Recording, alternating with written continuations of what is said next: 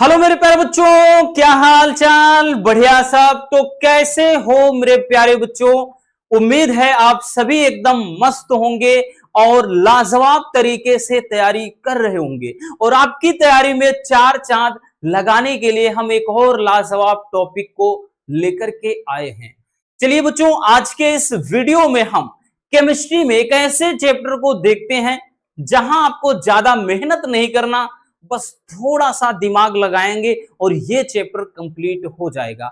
हम बात कर रहे हैं केमिस्ट्री के चौथे चैप्टर डी तथा एफ ब्लॉक के तत्व। बड़ा प्यारा सा और इंटरेस्टिंग सा चैप्टर है। तो आज इस चैप्टर को हम 1 घंटे में ही पूरा लपेट देंगे। बहुत सारे बच्चे बोल रहे थे सर इसमें दिक्कत होती है। अरे काहे का दिक्कत होती है भैया? वो पुरानी बात है ना, कि छोड़ो कल की बातें, कल की बात पुरानी, अब नए दौर में लिखेंगे मिलकर नई कहानी, है ना। तो प्यारे बच्चों, इस चैप्टर में टेंशन नहीं लेना, एकदम लाजवाब तरीके से।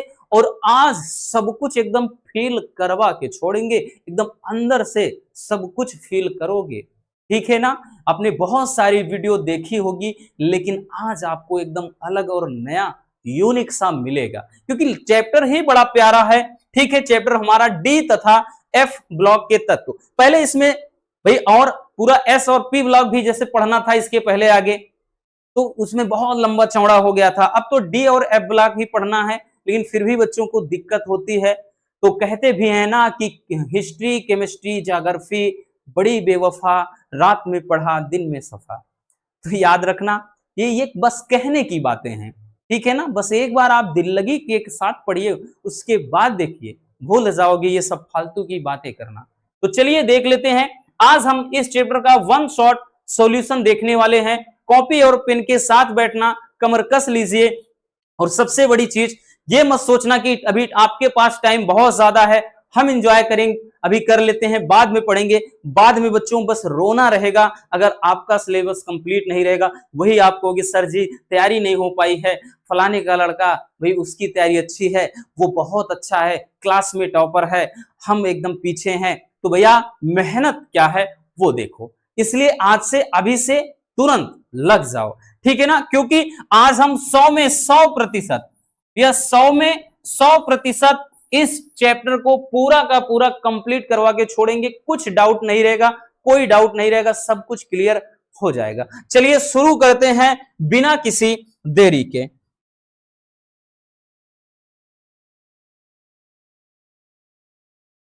चलिए सबसे पहला जो टॉपिक है प्यारे बच्चों इस चैप्टर का, वो one of the most important topic है। इस चैप्टर में आपको केवल 2 ही टॉपिक पढ़ने हैं और नंबर एकदम ठोस हैं।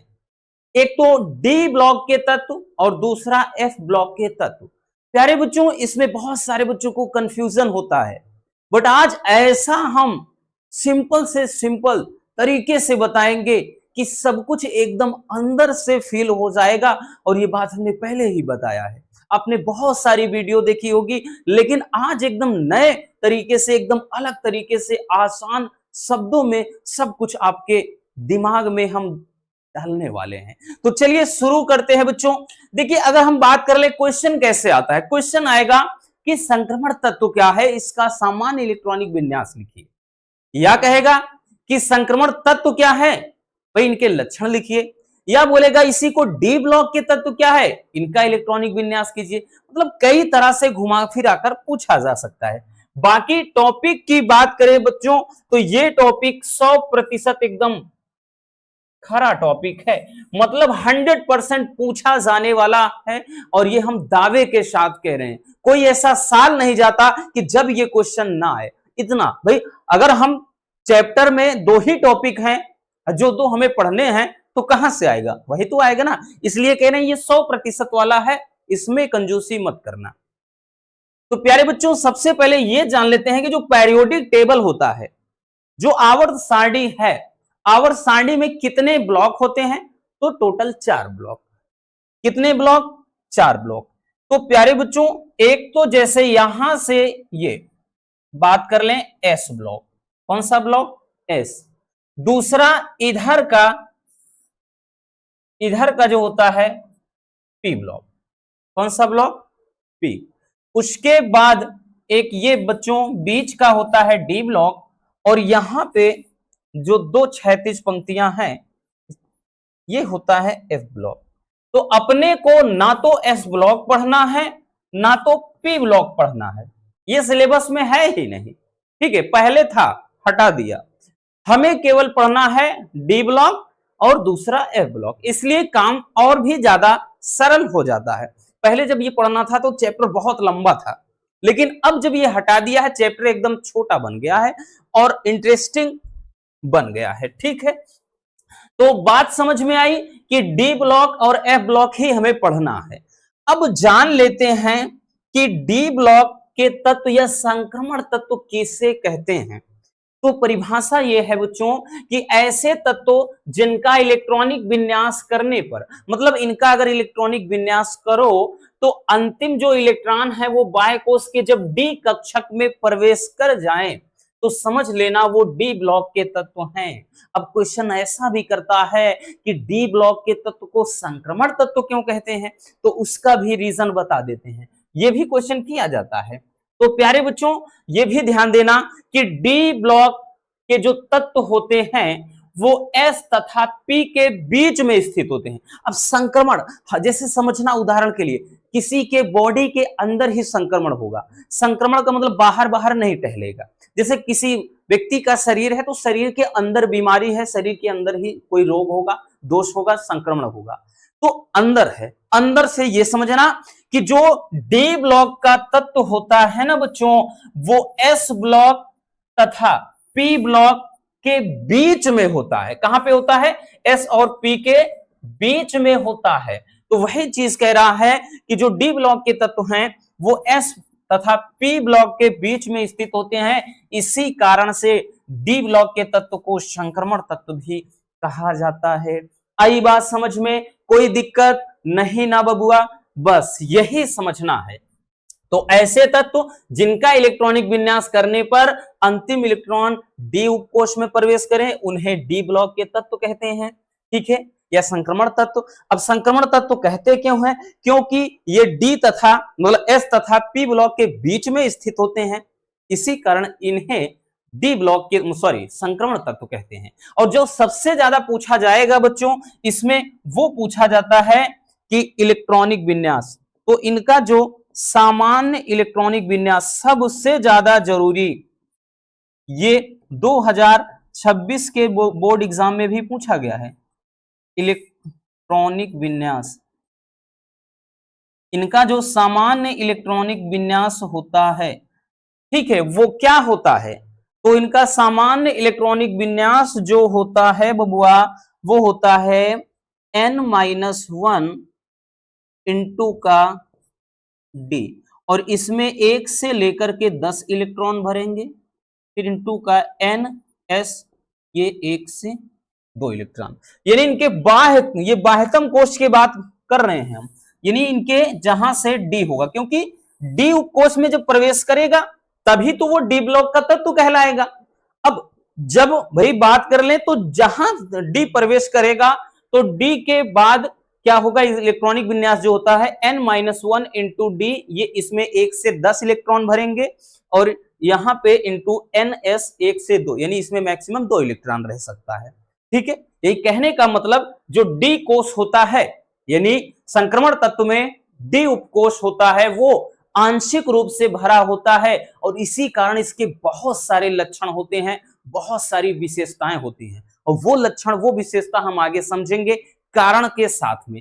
तो चलिए पहले इतना नोट कर लेना बच्चों, ठीक है, नोट्स अच्छे से बनाते चलना। हम ये बात दावे के साथ कह रहे हैं कि इससे आसान आपको कहीं नहीं मिलेगा।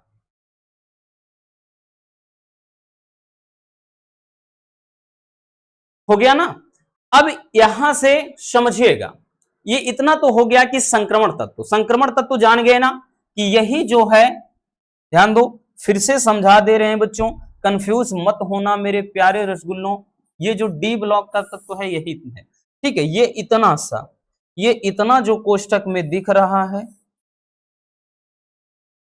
ये वाला, यही वाला है संक्रमण तत्व जो बीच वाला है। संक्रमण तत्व। ठीक, स्कैंडियम, टाइटेनियम, वैनेडियम, क्रोमिनियम, यहाँ मैग्नीज, आयरन, ठीक है, ये सारी, कोबाल्ट हो गया, ठीक, निकिल हो गया, कॉपर हो गया, जिंक हो गया, ये सब के सभी क्या होते हैं, संक्रमण तत्व या फिर यूं कह लें डी ब्लॉक के तत्व हैं। ठीक, चलिए नोट कर लीजिए पहले।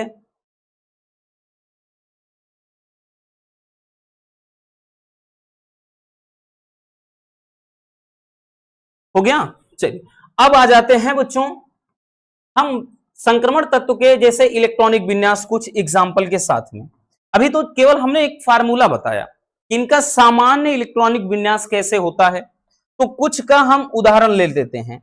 जैसे अभी हमने इसमें अगर आप नोटिस करें तो जैसे हमने बताया स्कैंडियम हो गया, टाइटेनियम हो गया, वैनेडियम हो गया, तो जैसे परमाणु क्रमांक इसका कितना है, 21 है, 22 है, 23 है, तो इसका इलेक्ट्रॉनिक विन्यास करते हैं।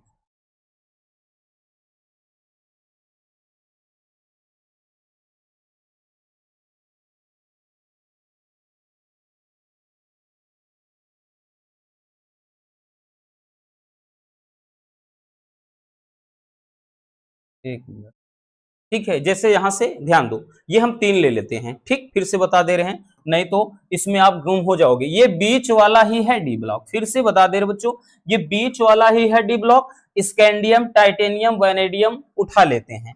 अब इसका जो हमने एक फार्मूला बताया था उस पे यूज कैसे करेंगे, ठीक, तो यहां से ले लिया कि स्कैंडियम हो गया, टाइटेनियम हो गया, वैनेडियम हो गया, ये हमने ले लिया। और परमाणु क्रमांक अभी हमने बताया ना कितना होता है, तो ये इसका 21 होता है, इसका 22 होता है, इसका 23 होता है।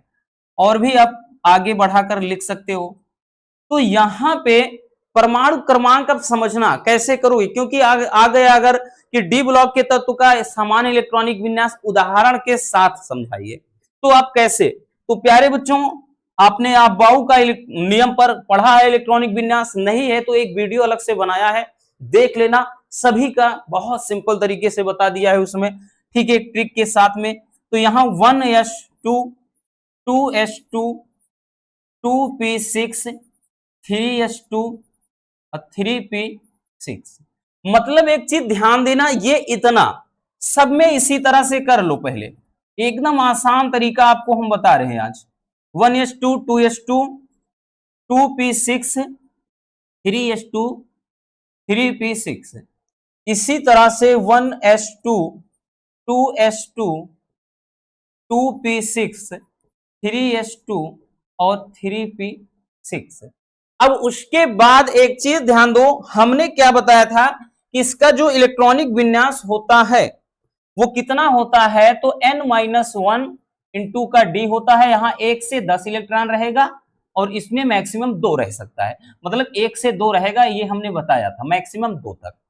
तो अगर यहां पे आप देखें तो 4s यहां पे जाएगा, तो जैसे यहां पे अब तीसरे के बाद चौथे में जाएगा, तो यहां पे बच्चों कितना आ जाएगा, n-1, यानी यहां पे अगर हम 4 करेंगे तो ये चीज जब करेंगे तो 4 में 1 घटेगा 3, तो 3d, यहां पे 1 से 10 तो 1 इलेक्ट्रॉन जाएगा 4s2, तो जोड़ लीजिए कितना हो गया, 2 2 4 6 10 2 12 6 18 2 20 1 21 हो गया। तो इसी तरह इसमें 3d, उसके बाद यहां 2 हो गया, ये 4s2 ही रहेगा। इसी तरह से इसमें आइए 3d, ये 3 हो गया, ये 4s2 रहेगा। तो कहने का मतलब आप समझिए ना, अगर आप देखें बच्चों तो इसमें आप देखिए डी में 1 से पहला 1 हुआ, फिर 2 हुआ, फिर इसमें देखिए 3 हुआ, और बाकी जो लास्ट वाला है ns जो मैक्सिमम हमने बताया कि 2 इलेक्ट्रॉन रहेगा, मतलब ये 4s2 4s2 4s2 4s2 ऐसे रहेगा।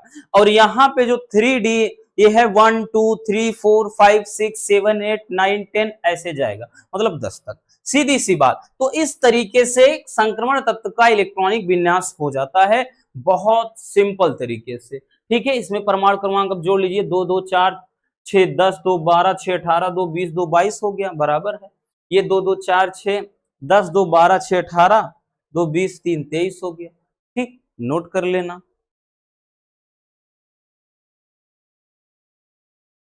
हो गया। अब इनके लक्षण जो सबसे ज्यादा पूछा जाता है, लक्षण इनके बहुत पूछता है, शॉर्ट में ये लक्षण पूछता है, बाकी इसमें कारण वाले प्रश्न तो 100% आते ही आते हैं। तो ये बच्चों याद रखना वेरी वेरी इंपॉर्टेंट है। 2 नंबर में पूछता है, 3 नंबर में भी कभी कभार आ जाता है, बट 3 नंबर में इस चैप्टर से कारण वाले प्रश्न पूछता है, जो कि अभी हम देखेंगे। देखिए इनकी विशेषताएं की बात कर ले बच्चों, तो जो संक्रमण तत्व हैं उनकी क्या विशेषता होती है, इनके अंदर क्या क्या लक्षण है। सबसे पहले कि जो संक्रमण तत्व है वो उच्च गलनांक तथा क्वथनांक की धातुएं होती है। मतलब एक प्रकार की ये मेटल है और उच्च इनका क्वथनांक होता है, उच्च गलनांक होता है। कहने का मतलब ये अगर धातु अवस्था में है तो गलनांक उच्च होगा ही होगा।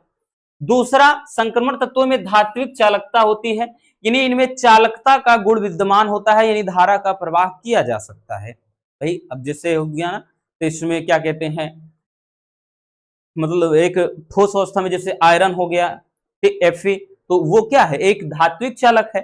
तो उसी तरह अगला है, संक्रमण तत्व जो है वो रंगीन आयन या रंगीन यौगिक बनाते हैं। अब क्यों बनाते हैं वो सब कुछ अभी कारण वाले में देखेंगे, अभी तो केवल विशेषता समझ रहे हैं, विशेषता में यही लिखना है।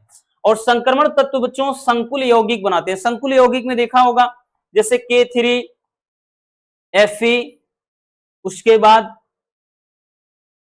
जैसे हो गया K3 FeCN6, ये क्या है, कोऑर्डिनेशन कंपाउंड चैप्टर, यानी जब आप 5वें चैप्टर में पढ़ोगे उपसा संयोजन ये यौगिक होता है।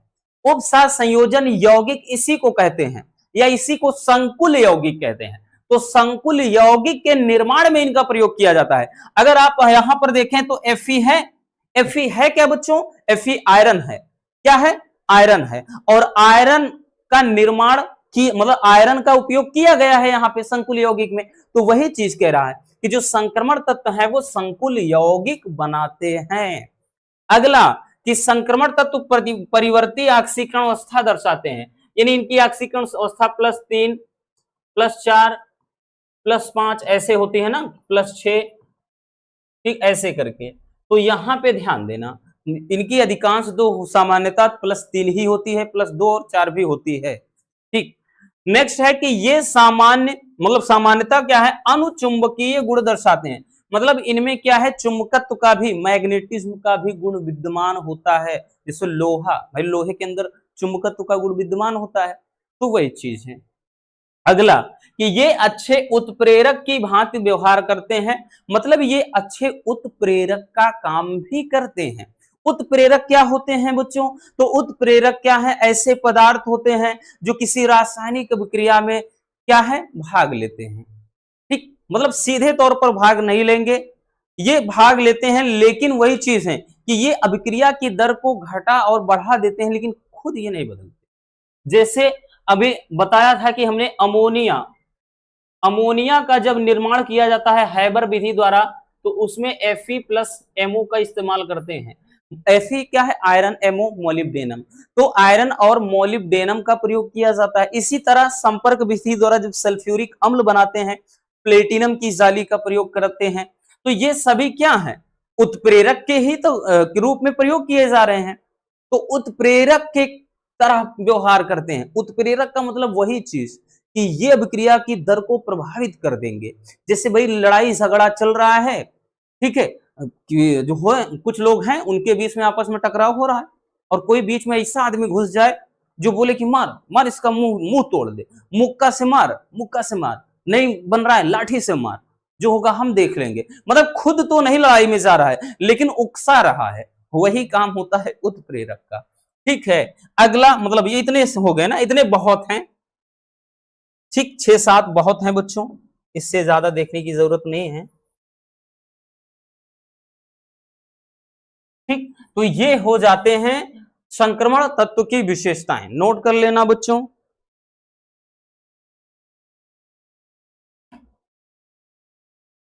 हो गया ना। अब आ जाते हैं कि संक्रमण तत्व में जो अभी आपने देखा, इसमें मेन जो है कारण के रूप में कैसे आते हैं।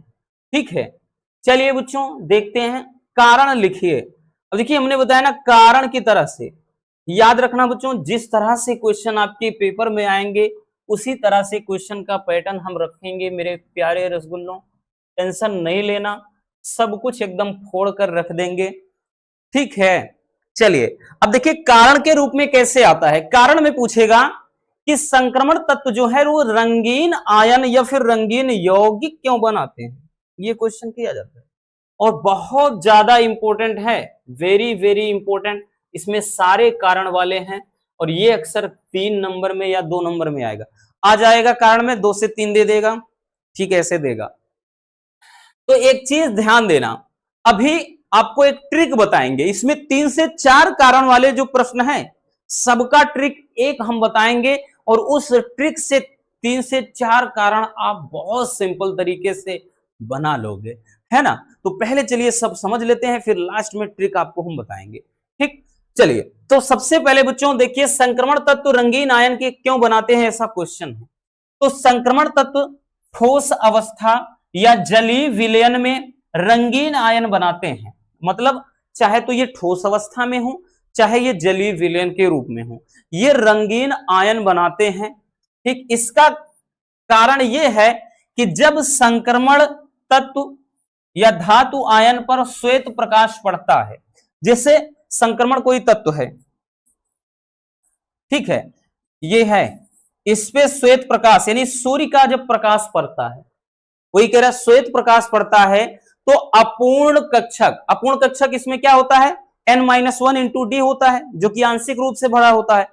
n-1 इंटू डी में उपस्थित अयुग्मित इलेक्ट्रॉन, अयुग्मित का मतलब वही जो पेयर के रूप में ना हो यानी जिनका जोड़ा नहीं बना है, अयुग्मित यानी जिनका जोड़ा नहीं बना है, वही चीज। तो n-1 इंटू डी में उपस्थित अयुग्मित इलेक्ट्रॉन जो है वो प्रकाश का अवशोषण कर लेते हैं और अवशोषण करके निम्न ऊर्जा वाले कक्षक से उच्च ऊर्जा वाले कक्षक में चले जाएंगे। जैसे मान लेते हैं कि ये क्या है, तत्व की स्ट्रक्चर है, जैसे इस पे प्रकाश पड़ा और ये क्या करते हैं फटाक से, जैसे ही प्रकाश पड़ता है, भाई ये निम्न ऊर्जा स्तर है, तो ये निम्न ऊर्जा स्तर से उच्च ऊर्जा स्तर में क्या होते हैं, इलेक्ट्रॉन फटाक से प्रवेश कर जाते हैं, ठीक है, ऊर्जा स्तर में चले जाते हैं, जिसके कारण से क्या होता है, ये विभिन्न प्रकार के रंगों की दिखाई देते हैं। अब ऊर्जा स्तर, एक चीज ध्यान देना, जब आप फिजिक्स में लास्ट चैप्टर में पढ़ेंगे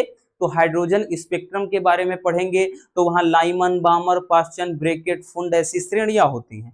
तो इसी तरह से ये ऊर्जा स्तर जो होगा तो विभिन्न प्रकार के ऊर्जा स्तरों में जो रंग होगा वो भिन्न भिन्न होगा।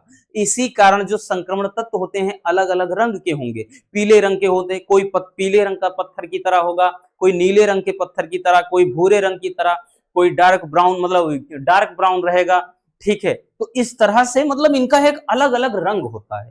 तो यही चीज होता है, सीधी सी बात कि जब क्या है इस पे संक्रमण तत्व पे कोई क्या है, संक्रमण तत्व पे सूर्य का प्रकाश ठीक पड़ता है या श्वेत प्रकाश पड़ता है, तो ये क्या करते हैं, इसमें डी, ये n-1 इंटू डी जो उपकोष होता है, इसमें उपस्थित अयुग्मित इलेक्ट्रॉन ये निम्न ऊर्जा स्तर से उच्च ऊर्जा स्तर में चले जाते हैं, यानी अपनी ऊर्जा स्तर को जब छोड़कर दूसरे में चले जाएंगे तो इसी के कारण ये क्या हो जाएगा, इनका एक अलग रंग हो जाता है, ठीक। इसी कारण ये क्या है, रंगीन दिखाई देते हैं, ठीक। तो यही इसका कारण होता है। आई बात समझ में? चलिए बच्चों नोट कर लीजिए भैया, एक बहुत सिंपल सा है, आप बुक वगैरह में देखेंगे तो इतना ज्यादा आपको समझ लो पकाऊ देगा कि आप दिमाग खराब हो जाएगा, लेकिन हाँ अगर यहां अच्छे से देखा है तो वो भी एकदम आसान लगेगा। नोट कर लीजिए,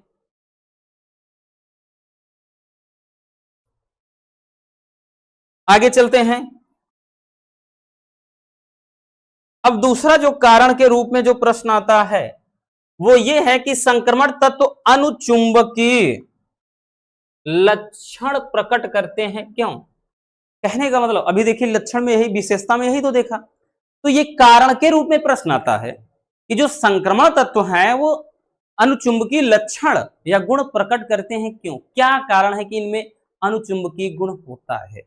प्यारे बच्चों याद रखना कि संक्रमण तत्व जो हैं तथा इनके यौगिक, चाहे संक्रमण तत्व हो चाहे संक्रमण तत्व से बना कोई कंपाउंड हो, ये अयुग्मित इलेक्ट्रॉनों की संख्या का प्रदर्शन करते हैं, अर्थात ये अनुचुंबकीय लक्षण का को प्रदर्शित करते हैं। अब इसका कारण क्या है? इसका कारण यह है कि डी उपकोष में प्रायः अयुग्मित इलेक्ट्रॉन होते हैं, जिसके कारण ये अनुचुंबकीय गुण दर्शाते हैं, और जबकि n-1 इंटू डी उपकोष या s उपकोष में सभी इलेक्ट्रॉन युग्मित होने के कारण ये प्रतिचुंबक।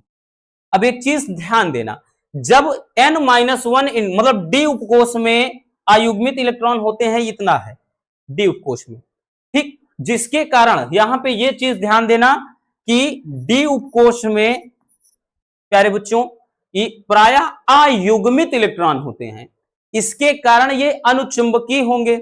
लेकिन यहां पे n-1 इंटू डी या s उपकोष में अगर सभी इलेक्ट्रॉन युग्मित हो जाएं, यानी इनका जोड़ा अगर बन जाए, तब ये प्रतिचुंबकीय पदार्थ की तरह व्यवहार करेंगे।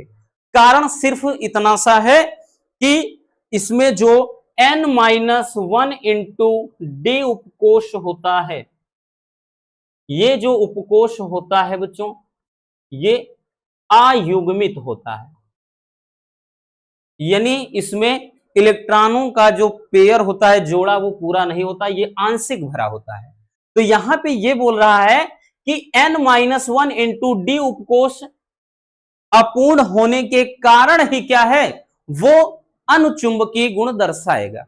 क्यों? क्योंकि मान के चल दिए, जैसे कोई लोहा है, समझने का प्रयास करो बच्चों, जैसे ये लोहा है, इसके बाह्य कोश में जो डी उपकोष में जो इलेक्ट्रॉन है अयुग्मित है, इसके पास जैसे हम मैग्नेट ले गए, तो ये क्या करेगा, इसका इलेक्ट्रॉन क्या है, आंशिक है, भाई ये अपना जोड़ा तलाश रहा है, तो इसीलिए युग्म यानी पेयर करने के लिए, जोड़ा बनाने के लिए क्या करेगा, आकर्षित होगा, तो वही चीज हो जाता है, ठीक है। लेकिन यहां पे ये बोल रहा है कि भाई जब तक ये अयुग्मित रहेगा तब तक ये अनुचुंबकीय गुण दर्शाएगा, यानी तब तक उसमें चुंबकत्व का गुण रहेगा, और जब इसमें सभी इलेक्ट्रॉन जो होते हैं वो युग्मित हो जाएं, यानी वो भर जाएं, पेयर हो जाए, जोड़ा बन जाए, तब वो प्रतिचुंबकीय गुण दर्शाएंगे, यानी तब उसमें चुंबकत्व गुण नहीं रहेगा। भाई जब आपका पेट भर ही जाएगा तो आपको भूख कहां लगेगी, ठीक है, सीधी सी बात है। आई बात समझ में? तो बस कारण क्या है, समझ गए मेरे प्यारे बच्चों कि n-1 इंटू डी जो उपकोष होता है वो प्रायः अयुग्मित होता है, ठीक है, यानी उसमें इलेक्ट्रॉनों का पेयर नहीं बना होता, इसी कारण ये भी अनुचुंबकीय गुण दर्शाता है। चलिए नोट कर लीजिए, आगे चलते हैं। तीसरा कि संक्रमण तत्व तथा इनके यौगिक एक अच्छे उत्प्रेरक होते हैं। अभी बताया ना, अभी हमने बताया ना कि ये एक अच्छे उत्प्रेरक हैं, उत्प्रेरक की तरह। अब उत्प्रेरक का काम हमने बता दिया कि उत्प्रेरक एक ऐसे पदार्थ होते हैं जो किसी रासायनिक अभिक्रिया में भाग लेते हैं, ठीक, और बिना इसमें किसी परिवर्तन के ये रासायनिक अभिक्रिया को प्रभावित करते हैं, उनकी दर को बढ़ा भी सकते हैं, घटा भी सकते हैं, ठीक है। तो संक्रमण तत्व कह रहा है कि एक अच्छे उत्प्रेरक होते हैं, क्या कारण है, तो ध्यान दीजिएगा, संक्रमण तत्व तथा इनके यौगिक उत्प्रेरक का गुण दर्शाते हैं, यानी एक उत्प्रेरक की तरह कार्य करते हैं, जो इनमें डी मतलब रिक्त डी उपकोष की उपस्थिति तथा परिवर्तनशील ऑक्सीकरण अवस्था के कारण होता है। उत्प्रेरक के रूप में संक्रमण तत्व या आयन के डी उपकोष का कम ऊर्जा पर अभिकारकों के साथ मध्यवर्ती संकुल बनाते हैं, जिससे अभिक्रिया का दर मतलब या वेग बढ़ जाता है। मतलब सीधी सी बात है, इसमें भी अगर बात कर लें, ऐसे में तो आपको शायद लग रहा हो कि बड़ा अटपटा है, समझिएगा कि इसमें बोल रहा है कि जो डी उपकोष होते हैं, डी जो उपकोष होते हैं, इसमें भी बोल रहा है वो क्या होता है, रिक्त होता है। मतलब क्या है भैया, वो खाली होता है, ठीक है। और इसमें ध्यान देना बच्चों, और ये कह रहा है कि परिवर्ती ऑक्सीकरण अवस्था दर्शाते हैं, परिवर्ती ऑक्सीकरण अवस्था दर्शाते हैं। अब परिवर्ती ऑक्सीकरण अवस्था यानी इनकी समानता +3 होती है, +2 +4 भी होती है। और साथ ही साथ बात कर लें तो जो डी उपकोष होते हैं, ध्यान देना, संक्रमण तत्व या आयन के डी उपकोष कम ऊर्जा पर क्या करते हैं, अभिकारकों के साथ मध्यवर्ती संकुल बनाते हैं, और यही कारण है कि अभिक्रिया का जो वेग है बढ़ जाएगा, क्योंकि उत्प्रेरक का काम ही होता है बच्चों अभिक्रिया की दर को बढ़ाना। ठीक है, तो ये हो जाता है संक्रमण तत्व, मतलब एक अच्छे उत्प्रेरक की भांति व्यवहार क्यों करते हैं, नोट कर लीजिए। हो गया। अब एक चीज ध्यान दो, इसमें हमने एक चीज और आपको बताया था कि जब भी संक्रमण तत्व पूछ ले कि संकुल यौगिक क्यों बनाते हैं, संक्रमण तत्व अच्छे प्रेरक की व्यवहार क्यों करते हैं, संक्रमण तत्व मतलब फिर उसके बाद जैसे भी बताया अनुचुंबकीय गुण क्यों दर्शाते हैं, या और कोई कुछ पूछ ले, तो सभी का उत्तर आप केवल एक चीज याद रखना मेरे प्यारे बच्चों, तो आप केवल इतना बोलेंगे, जैसे मान लो आपको कुछ नहीं पता, ये कुछ नहीं पता छोड़ दीजिए, साइड रखिए, आपको कुछ नहीं पता, बस इतना बोल देना कि संक्रमण तत्व, ऐसे बोलेंगे कि संक्रमण तत्व या इनके यौगिक एक अच्छे उत्प्रेरक की तरह व्यवहार करते हैं, क्योंकि मतलब इसका कारण यह है कि डी मतलब यहां पे n-1 इंटू डी या डी उपकोष, ठीक, या डायरेक्टली आप बोलेंगे कि डी उपकोष जो होता है वो आंशिक रूप से भरा होता है, या n-1 इंटू डी उपकोष में अयुग्मित इलेक्ट्रॉन होते हैं। बस यही कारण सब में लिख देना, काम हो गया। अब इससे आसान कुछ भी नहीं बच्चों, ठीक है ना। इसमें आंशिक इलेक्ट्रॉन होते मतलब ये आंशिक भरा होता है, ठीक, यही लिखना है बस सभी में, कारण वाले में चाहे जो हो। चलिए हो गया, तो ये पूरा आपका डी ब्लॉक का तत्व हो जाता है। अब प्यारे बच्चों आ जाते हैं, भाई संक्रमण तत्व हो गया, अब अंतः संक्रमण तत्व या फिर जिसको बोलते हैं एफ ब्लॉक के तत्व। जितना ज्यादा बच्चों आपका वो इंपॉर्टेंट है उतना ही ये भी, बट वो कुछ ज्यादा ही इंपॉर्टेंट है। अब इतना ऐसा नहीं कि ये नहीं है, ये भी सेम उतना ही है। ये इतना याद रखो कि किसी पेपर में वो आ जाएगा तो किसी में ये आ जाएगा, ठीक है। तो लगभग लगभग हम सेम ही मानेंगे, किसी को कम या ज्यादा नहीं बता सकते कि ये ज्यादा है वो कम है। तो इसको बोलेगा कि अंतः, देखिए डी ब्लॉक के तत्व को संक्रमण तत्व। अब ये बच्चों हो जाता है एफ ब्लॉक। कौन सा ब्लॉक? F block. यानी इसमें दो 36 पंक्तियां दिख रहे हैं ना, एक पीले रंग की और एक जिसमें गुलाबी और लाल मिक्स है, ठीक, ये चीज। तो बोलेगा प्रश्न कि अंतः संक्रमण तत्व क्या है, इनका सामान्य इलेक्ट्रॉनिक विन्यास कीजिए, या बोलेगा एफ ब्लॉक के तत्व किसे कहते हैं, इनके लक्षण या विशेषताएं लिखिए, ठीक। या अलग से इसी में पूछ लेता है कि लैंथेनाइड तथा एक्टिनाइड श्रेणी के बारे में बताइए, ठीक। चलिए देखते हैं बच्चों, तो सबसे पहले एफ ब्लॉक के तत्व या अंतः संक्रमण इनर ट्रांजिशन मेटल है क्या, तो चलिए देखते हैं।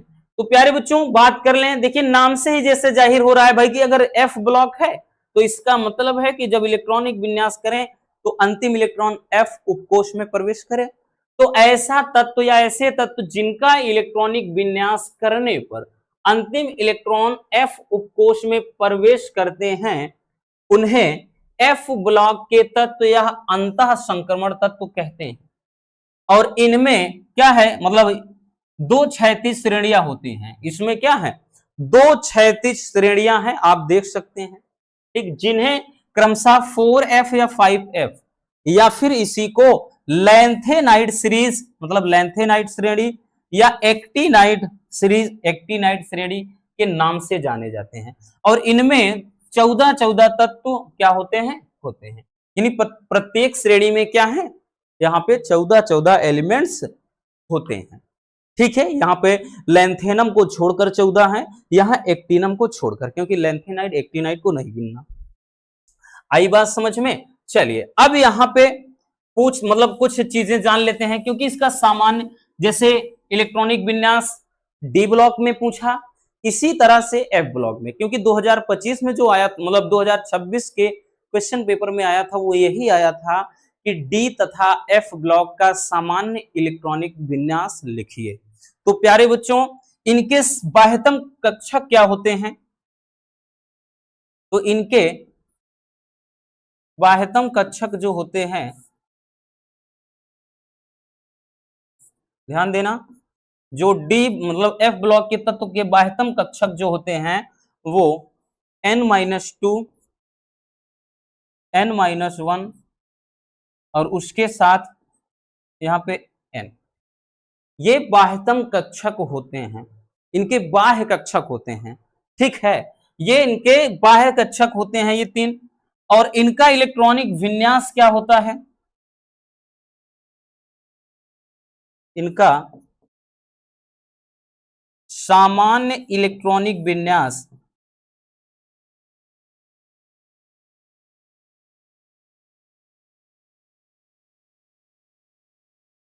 सामान्य इलेक्ट्रॉनिक विन्यास जो होता है बच्चों वो यहां ध्यान देना, n-2 ये f रहेगा, 1 से लेकर के 14 तक के तत्व रहेंगे, मतलब इसमें इलेक्ट्रॉन रहेंगे। फिर उसके बाद n-1,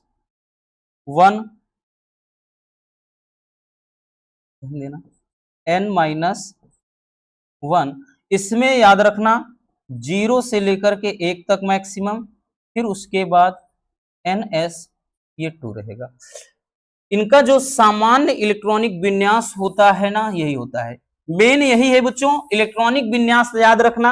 अब इलेक्ट्रॉनिक विन्यास याद रहेगा तो किसी का भी हम आराम से निकाल सकते हैं।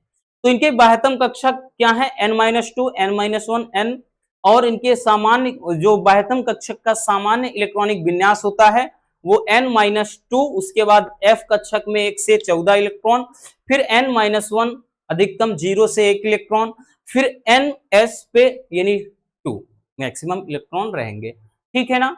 चलिए पहले इतना नोट कर लीजिए बच्चों।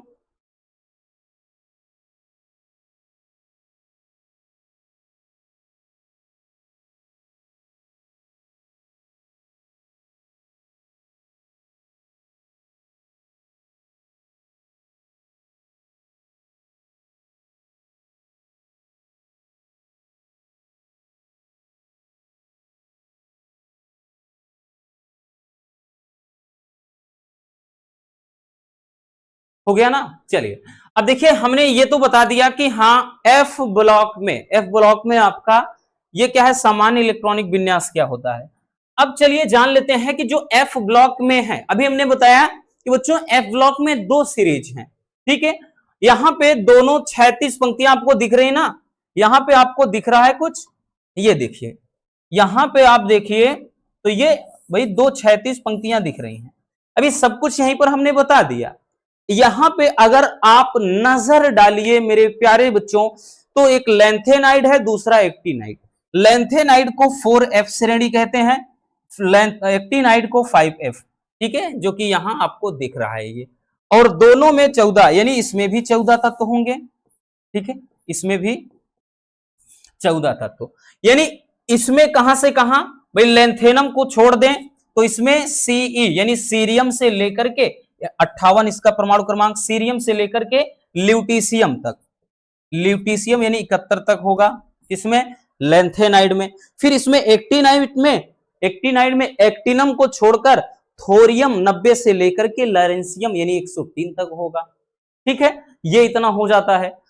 अब बात कर लें इनका इलेक्ट्रॉनिक विन्यास, तो चलिए इसमें देखेंगे, बट यहां अलग अलग पूछा जाता है कि लेंथेनाइड श्रेणी के बारे में बताना है आपको। तो चलिए लेंथेनाइड श्रेणी के बारे में बात कर लेते हैं। तो जो लेंथेनाइड श्रेणी होता है, लेंथेनाइड श्रेणी को बच्चों हमने बताया कि 4f ब्लॉक के तत्व भी कहा जाता है, यानी लेंथेनाइड जो श्रेणी होती है इनके तत्वों को क्या है, 4f ब्लॉक के तत्व कहते हैं, या लेंथेनाइड श्रेणी को 4f कहा जाता है। ठीक है, तो इनकी संख्या कितनी होती है, तो 14 होती है।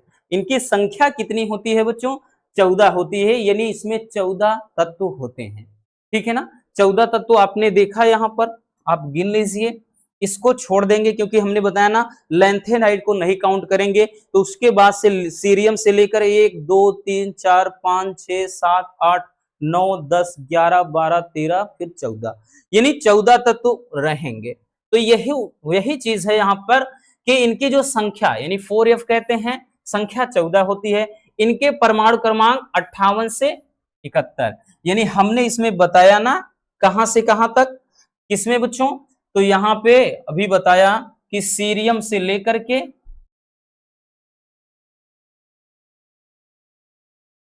सीरियम से लेकर के ल्यूटीशियम 71 तक,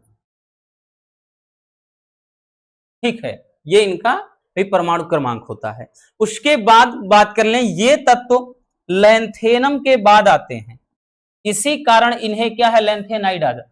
कभी कभार अगर पूछ लिया, जैसे एक 2 नंबर में आ गया कि भाई लैंथेनाइड श्रेणी के तत्वों को लैंथेनम क्यों, मतलब क्या कहते हैं, इसमें जो क्या कहते हैं एफ ब्लॉक के तत्व है, इसमें जो श्रेणी है लैंथेनाइड, तो उसे लैंथेनाइड श्रेणी क्यों कहते हैं, तो कारण यही है क्योंकि लैंथेनाइड श्रेणी के सभी जो तत्व हैं वो लैंथेनम के बाद आते हैं, ठीक, इसलिए इन्हें लैंथेनाइड कहते हैं। अगला है कि इन्हें दुर्बल मृदा धातु भी कहा जाता है। अब दुर्बल मृदा धातु कहा जाता है इसलिए क्योंकि ये मृदा यानी मिट्टी के अंदर पाए जाते हैं, ठीक है, तो ये दुर्बल मृदा धातु कहलाते हैं। अगला, ये 6वें आवर्त के सदस्य हैं, ठीक है, ये 6ठे आवर्त के सदस्य हैं। अब 6वें आवर्त के सदस्य बात कर ले भी आपको दिखाते हैं। अगला है, इनमें केवल एक ही तत्व प्रोमीथियम जो है वो रेडियो एक्टिव है, यानी एक ही तत्व प्रोमीथियम है रेडियो एक्टिव, नहीं तो बाकी सभी रेडियो एक्टिव तत्व नहीं होते हैं। अगला, इनका लैंथेनम सहित जो सामान्य इलेक्ट्रॉनिक विन्यास होता है वो 4f, 0 से 14, 5d, 0 से 1, 6 से s2, यानी अगर हम बात कर लें तो सीधा सीधा इनका इलेक्ट्रॉनिक विन्यास ये कह सकते हैं जीनान के बाद से, XE क्या है, जीनान, तो जीनान के बाद से बच्चों 4f पे हम ये कह सकते हैं 0 से 14, फिर उसके बाद 5d में ये 0 से 1, फिर उसके बाद यहाँ पे हम लिख सकते हैं 6 से s में 2, यानी इनका जो सामान्य इलेक्ट्रॉनिक विन्यास होता है ना वो ये होता है, ठीक है, तो इतना पहले नोट कर लो भैया, इतना नोट कर लीजिए बच्चों लैंथेनाइड श्रेणी के लिए।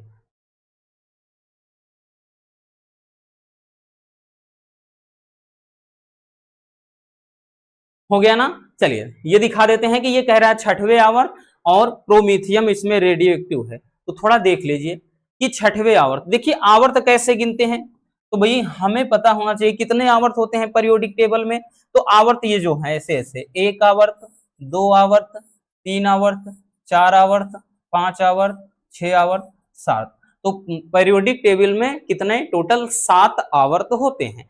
तो जरा देखना पहला, दूसरा, तीसरा, चौथा, पांचवा, 6वें में देख लीजिए, क्या 6ठे में है भैया, तो 6ठे में देख लीजिए, 6ठे में देख लीजिए, तो इसमें यही बोला है कि ये 6वें आवर्त के हैं, तो 6वें आवर्त में देखिए ये 6वां आवर्त है, यहाँ पे ध्यान दीजिए ये, ठीक, तो यहां तक यहीं से आपका आता है, इसी में के बाद से देखिए XE के बाद से ही ये आ जाएगा इसमें, ठीक है, इसमें प्रवेश कर जाएगा, यहां पर देखिएगा, फिर उसके बाद वहां पे कह रहा है इसमें प्रोमीथियम अकेले ऐसा है कि जो प्रोमीथियम अकेले है वो रेडियो एक्टिव है, तो यहाँ पे प्रोमीथियम ये है, देखिए प्रोमीथियम, क्योंकि यही तो है लैंथेनाइड, तो प्रोमीथियम अकेले क्या है, रेडियो एक्टिव तत्व है। चलिए, तो ये तो रहा क्या है, लैंथेनाइड। अब उसके बाद चलिए देखते हैं एक्टिनाइड श्रेणी के बारे में।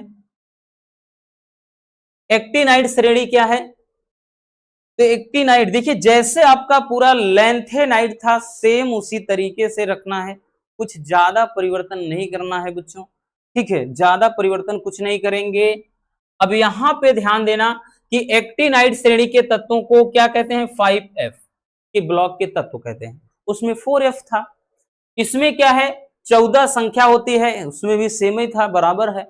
इनकी परमाणु मतलब इनके परमाणु क्रमांक 90 से 103, 90 से 103 का मतलब भाई 90 किसका होता है, थोरियम का, तो TH 90 थोरियम का, TH से लेकर लारेंसियम यानी LR 103, 90 से 103 तक होता है, ठीक है। और ये तत्व एक्टिनम के बाद आते हैं, किसके बाद, एक्टिनम के बाद, इसीलिए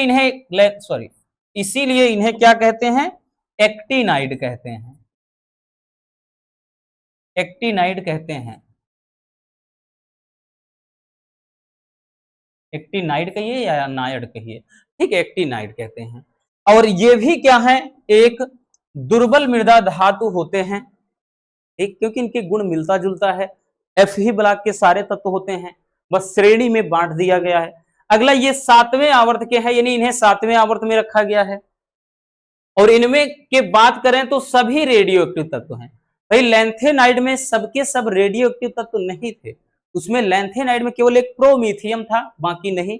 बाकी इसमें तो सभी रेडियो एक्टिव तत्व होते हैं। अगला है कि इनका एक्टिनम सहित जो सामान्य इलेक्ट्रॉनिक विन्यास होता है वो क्या होता है, 5F 0 से 14, मतलब 1 से 14 तक, 6D में 0 से 1 तक, 7S पे 2। यानी यू कह सकते हैं कि ये रेडान से लेकर के, यानी RN इनका होता है, RN के बाद से RN, फिर उसके बाद 5F 1 से 14, फिर उसके बाद 6D 0 से 1, फिर उसके बाद 7S2। तो इनका सामान्य जो इलेक्ट्रॉन विन्यास होता है प्यारे बच्चों वो इतना होता है, ठीक है, याद रखना। चलिए जल्दी से इसको भी नोट कर लीजिए।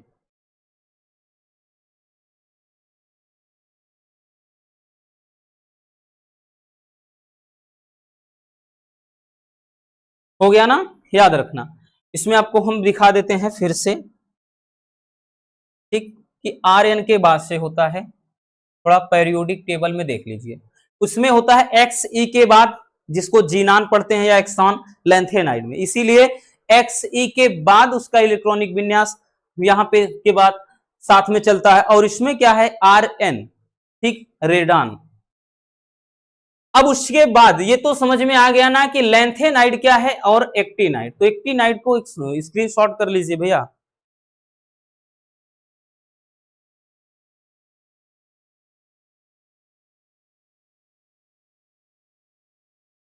हो गया ना, वैसे तो कर ही लिया था। अब देखिए अंतः संक्रमण तत्व की विशेषता देख लेते हैं। भाई संक्रमण तत्व की भी विशेषता आपने देखा, और अंतः अंतः संक्रमण तत्व की क्या विशेषताएं होती हैं, ये भी इंपॉर्टेंट टॉपिक है, वैसे सबके सब इसमें इंपॉर्टेंट ही है भैया। तो अंतः संक्रमण तत्व, तो इनका इलेक्ट्रॉनिक विन्यास करने पर अंतिम इलेक्ट्रॉन N-2F उपकोष में प्रवेश, मतलब कक्षक में प्रवेश करेगा, ठीक है। और ये आधुनिक आवर्त सारणी के नीचे दो क्षैतिज पंक्तियों में रखे गए हैं, ठीक, इस तरह से दो क्षैतिज पंक्तियां हैं जो कि 4F और 5F नाम से जानी जाती हैं, है ना। अगला इनकी संख्या 28 है। भाई टोटल अब मिला लेंगे ना, क्योंकि अंतः संक्रमण तत्व में दोनों आते हैं, लैंथेनाइड प्लस एक्टिनाइड, तो दोनों मिलाकर 28। इन तत्वों के तीन बाह्यतम जो कक्षक होते हैं वो N-2, N-1 और N अपूर्ण होते हैं, मतलब खाली होते हैं, भरे नहीं होते हैं। इनका गलनांक व क्वथनांक जो है वो उच्च होता है। और ये भी क्या होते हैं, रंगीन आयन ही बनाते हैं। अगला कि इनमें अधिकांश जो तत्व होते हैं वो रेडियो एक्टिव तत्व होते हैं। अब रेडियो एक्टिव तत्व क्या होते हैं, तो भाई जिनका उपयोग जैसे देखा होगा ना, जो ज्यादातर ट्रांजिस्टर वगैरह में, ग्रामोफोन हो गया, मतलब और टेलीविजन हो गया, ठीक है, इन सब में प्रयोग किया जाता है, वो एक रेडियो एक्टिव तत्व कहलाते हैं, ठीक है। चलिए स्क्रीनशॉट कर लीजिए बच्चों।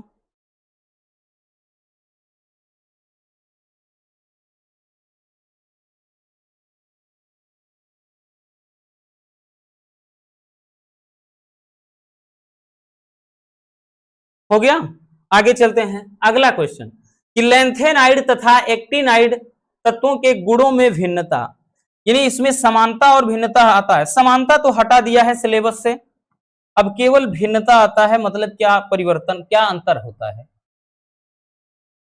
ठीक है, अंतर ही ज्यादा पूछा जाता है।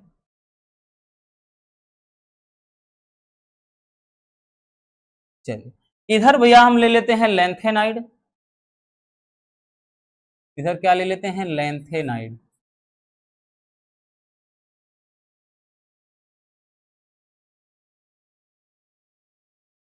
और इधर ले लेते हैं एक्टिनाइड।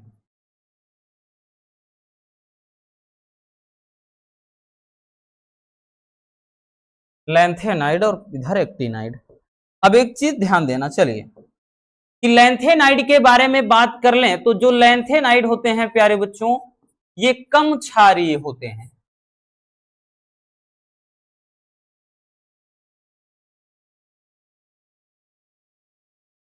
और जो एक्टिनाइड श्रेणी के तत्व हैं ये अधिक क्षारीय होते हैं। ये अधिक क्षारीय होते हैं।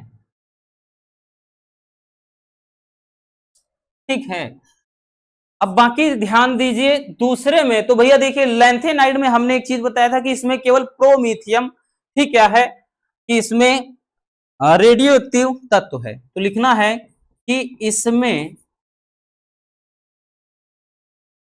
प्रोमीथियम यानी पीएम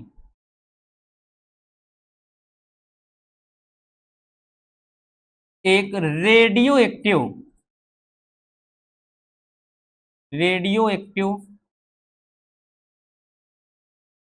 तत्व है। और इसमें बात कर लें एक्टिनाइड में भैया, तो इसमें सभी रेडियो एक्टिव तत्व हैं, सभी रेडियो एक्टिव तत्व हैं, सबके सब इसमें रेडियो एक्टिव तत्व हैं। ठीक है ना। अब उसके अलावा मेन इसमें होता है, देखिए कभी कभार सबसे ज्यादा पूछ लेता है कि लेंथेनाइड और एक्टिनाइड की ऑक्सीकरण अवस्था क्या है। 100 में 100% पूछा जाने वाला क्वेश्चन है बच्चों। तो याद रखना इसकी ऑक्सीकरण अवस्था +3 के, यानी +3 तो सामान्यतः होती ही होती है, के अलावा +2 तथा +4 भी होती है।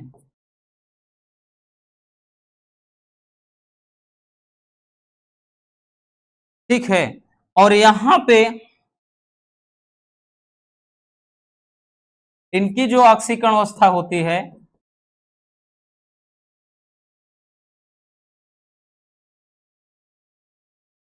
+3 +4 +5 +6 होती है। ठीक है, मुख्यतः +3 +4 +5 ही होती है। ठीक, अगला अगर देखा जाए तो ये कम संकुल यौगिक बनाते हैं ये, या फिर लिख सकते हैं ऑक्सी धनायन नहीं बनाते हैं। धनायन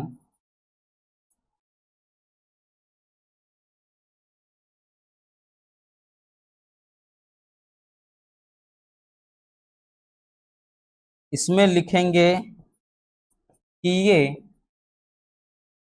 ऑक्सी धनायन बनाते हैं।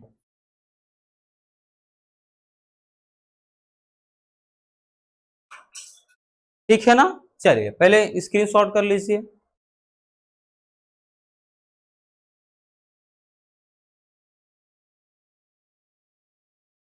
हो गया ना। बाकी लिखना चाहेंगे तो भैया यहां पे और जगह है तो आप लिख सकते हैं।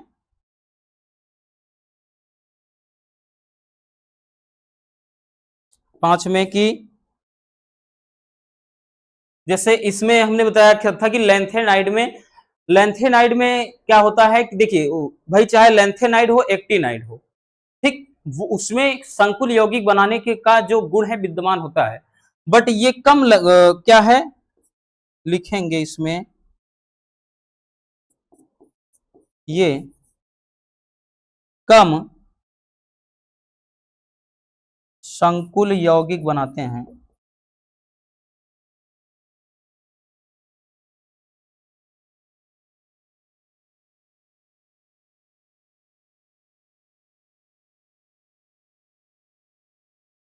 ये इनमें कम तत्व, और ये सभी संकुल यौगिक बनाते हैं, सभी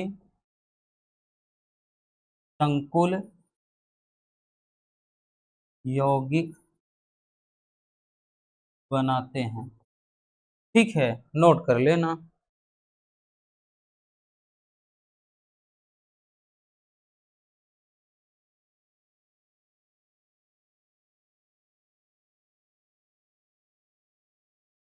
हो गया।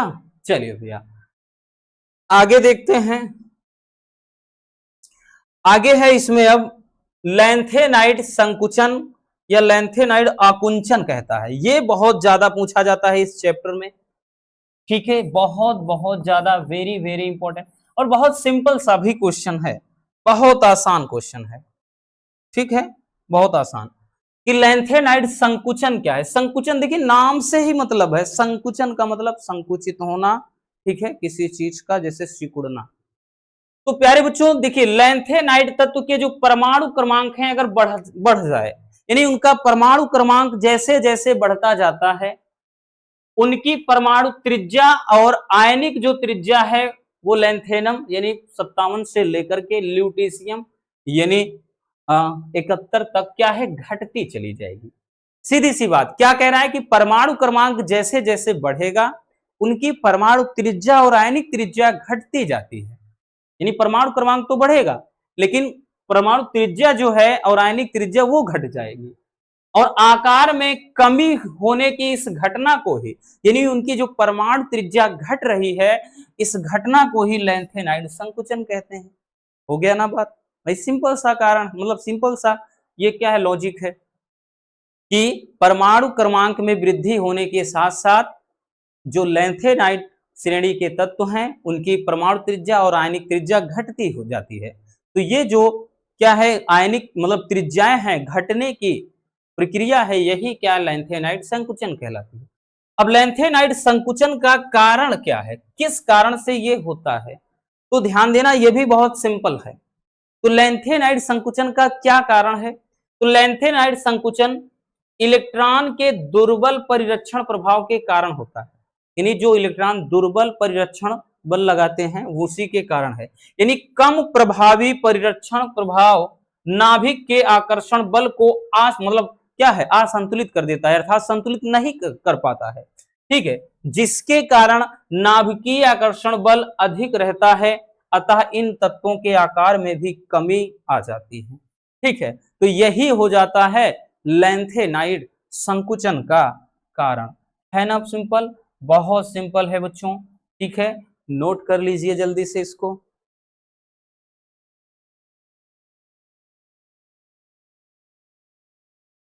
हो गया। देखिए अब इसमें भाई एक दो टॉपिक और हैं, जैसे इसमें एक पोटेशियम डाइ मतलब लाल दवा होता है ना, पोटेशियम डाइक्रोमेट पे, सॉरी पोटेशियम परमैग्नेट पे आता है। ठीक है, पोटेशियम परमैग्नेट लाल दवन पोटेशियम परमैग्नेट पे आता है, बनाने की प्रयोग मतलब विधियां आता है, उसके रासायनिक समीकरण वगैरह। तो जब हम सारे प्रयोगशाला विधि वगैरह लेकर चलेंगे तो उसमें हम अलग से बता देंगे। ठीक है ना, एक टॉपिक है, टेंशन नहीं लेना। बाकी ये लगभग आपका पूरा चैप्टर फिनिश हो जाता है। मिलते हैं किसी और शानदार टॉपिक के साथ। वीडियो कैसी लगी मेरे प्यारे बच्चों, एक प्यारा सा कमेंट करके जरूर बताइएगा। Love you, bye bye, take care. हाँ, वीडियो अगर पसंद आई हो तो दोस्तों तक शेयर कर देना और एक प्यारा सा लाइक भी कर देना।